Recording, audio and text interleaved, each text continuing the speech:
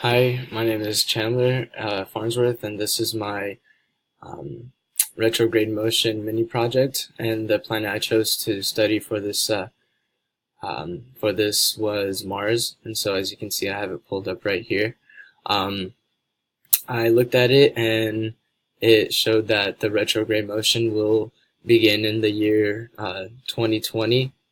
And so, as you can see, when I um, fast forward, you can see it go up in its orbit and then come right back down right there. So in around about November of 2020 through maybe February of 2021, it stays in that one position, and then it comes back down and continues on its orbit, as you can see.